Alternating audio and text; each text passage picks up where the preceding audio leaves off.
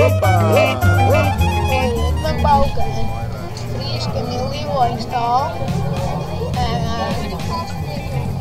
daar ben ik in Friesland, best van Nederland. En nog hier kan de dier wat draaien. Dan spring je niet erbij en hop, dan die wat draaien, hop, Friesland. Dat ben je vragen, beste Artisanen. Dat vind ik wel leuk omdat ik mij veel pijlen afsteek.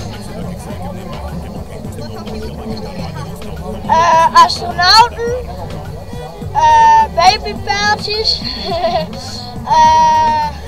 gillende keukenmeiden,